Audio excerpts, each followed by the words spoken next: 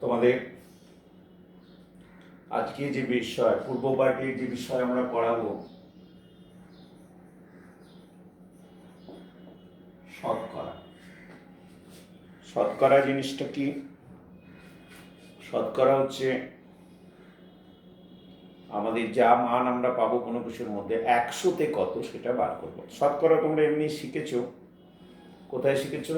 ছোটবেলা থেকে যে পরীক্ষা দিয়েছো, এই কত পার্সেন্ট মার্কস পেয়েছে, ফার্স্ট ডিভিশন কততে, সেকেন্ড ডিভিশন কত, এরকম জিনিস 60%, 80%, 90%, এই কথাগুলো তোমরা জেনেছো। মানে 100-র মধ্যে তুমি কত পেয়েছো। তুমি ছোটবেলায় পরীক্ষা দিয়েছো তো হয়তো 2-3টে সাবজেক্ট, বাংলা, ইংলিশ, অঙ্ক, এরকম করে 3টে বা 4টে সাবজেক্ট পরীক্ষা দিয়েছো। মোট এত নম্বর পরীক্ষা দিলে, 400 নম্বর পরীক্ষা দিলে, তার মধ্যে তুমি পেলে 200, তাহলে তোমাকে 100 কত সেটা তোমাকে বার করতে বলবে। আমরা এই শতকরার মধ্যে কোনো কিছু জিনিস যদি দেয়া থাকে, ধরো একটা ভগ্নাংশ বললাম 2/5, যখন শতকরায় প্রকাশ করবো এই ভগ্নাংশটাকে, তাহলে আমরা 100 দিয়ে গুণ করব, করে এইটা শতকরার চিহ্ন পার্সেন্টেজ, তাহলে কত দাঁড়ালো? 2 দিয়ে 5কে কাটলে 20, তাহলে 40%। তাহলে আমি অঙ্কটার উত্তর কত হচ্ছে 40%, বা বলতে পারো 100-তে শতকরা মানে 100-তে 40 মার্কস পেয়েছো, বা কোনো টাকা বা অন্য 40 ভাগ, এটা বলা যেতে পারে। তাহলে আমরা প্রথম একটা অঙ্ক দেখছি। ধর তোমাকে আমি বললাম নাম্বার 1-এ, ধরো বললাম 900 গ্রামে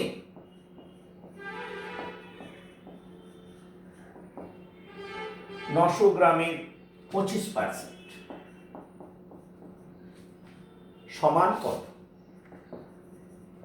যদি এটা বলি, তাহলে 900 গ্রামের 25% মানে হচ্ছে, আমরা এই 900 গ্রামের 25% সমান লিখছি 900 ইন্টু, এই পার্সেন্টেজের চিহ্ন থাকলে 25/100, আর যদি পার্সেন্টেজে প্রকাশ করি তখন এই 100 দিয়ে গুণ করে পার্সেন্টেজের চিহ্ন দিয়ে এত গ্রাম। তাহলে দুটো শূন্য কেটে গেল, তাহলে 9×25 = 225 গ্রাম, এটাই উত্তর। ধরো নাম্বার 2-তে আমরা একটা বলছি যে 2.25 টাকা কমা দিলাম 5 টাকার শতকরা কত? শতকরায় বার করতে বলছে, মানে 100-তে কত। কি করবে? তাহলে 2.25 টাকা,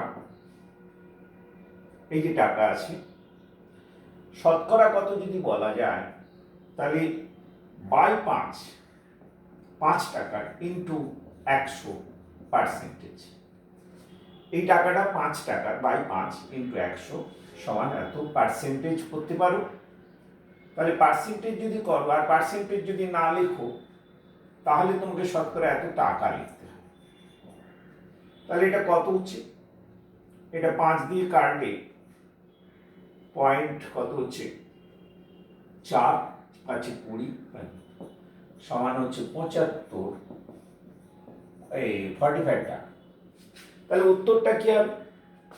এত টাকার শতকরা, মানে শতকরা হচ্ছে এত টাকার শতকরা 25 টাকা। অর্থাৎ অ্যান্সার হচ্ছে, যদি বলো শতকরা 25 টাকা, এই 45 টাকা, বা শতকরা কথাটা যদি না লেখো তাহলে লিখতে হবে 45%। শতকরা লিখে আবার পার্সেন্টেজ তা দেবে না, শতকরা মানে হচ্ছে পার্সেন্টেজ, এটা শতকরার সিম্বল। তাহলে আমরা এত টাকা 5 টাকার শতকরা কত 45%, এটা আমরা বার করলাম। এবার আমরা আর একটা অঙ্ক করছি, এটা মুছলাম। দেখো নাম্বার 3 নম্বর অঙ্ক বলছে বিদ্যালয়ে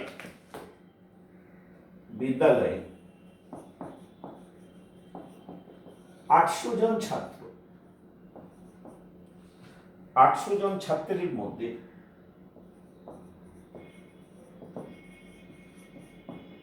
সপ্তম শ্রেণীর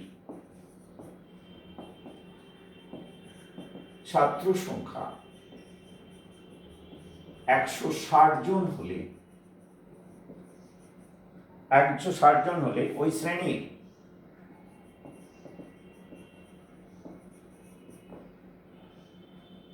ছাত্র সংখ্যা শতকরা কত? তুমি ঐকিক নিয়মে করতে পারো, সমস্যা লিখে। ঐকিক নিয়ম মানে কি? 800 জন ছাত্রের মধ্যে সপ্তম শ্রেণীর ছাত্র 160 জন, একজন ছাত্রের মধ্যে সপ্তম শ্রেণীর ছাত্র হচ্ছে কত? 160/800 জন, আর 100 জনের মধ্যে সপ্তম শ্রেণীর ছাত্র কত? 100। দুটো শূন্য কেটে গেল, 20, তাহলে সমান 20 জন। তাহলে অ্যান্সারটা কি হবে? অ্যান্সার দুটো হবে। শতকরা ছাত্র সংখ্যা শতকরায় কত? ছাত্র সংখ্যা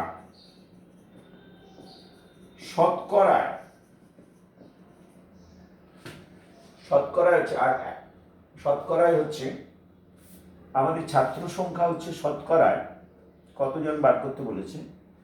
ও 800 জনের মধ্যে 120 জন, একজন ছাত্র হলে সপ্তম শ্রেণীর ছাত্র শতকরায় কত? 100 জনের মধ্যে কত? সেটা হচ্ছে, দেখো, 120/800 ইন্টু শূন্য কেটে গেল, 8 দিয়ে কাটলে 20 জন। বা তুমি লিখতে পারো ছাত্র সংখ্যা 20%। কোথায়? সপ্তম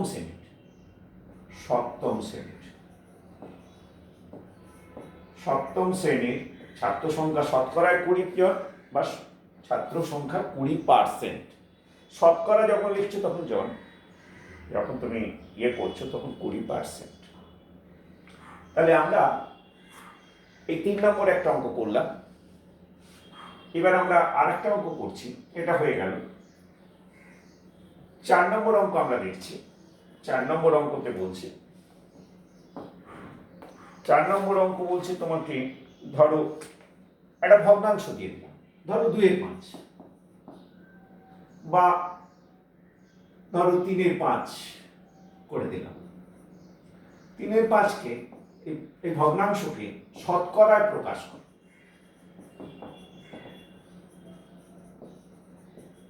তাহলে শতকরায় প্রকাশ করতে গেলে কি হবে? 3/5, আগে প্রথমের দিকেই বলছিলাম, ইন্টু 100।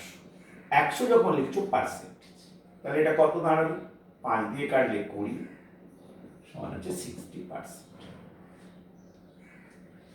আর একটা অঙ্ক হয়তো ধরলাম যে নাম্বার 5, তাহলে শতকরার উপর মোটামুটি, যে একটি বাড়ি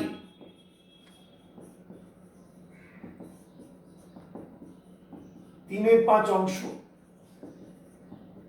রং করা হয়েছে। 3/5 অংশ তুমি রং করে দিয়েছো। তাহলে রং যদি করে দাও, 3/5 অংশ যদি রং করো, তাহলে শতকরা কত অংশ রং করতে বাকি আছে? মানে 100তে, শতকরা মানে 100। 3/5 অংশ রং হয়েছে, তাহলে রং করতে বাকি আছে সমান কত?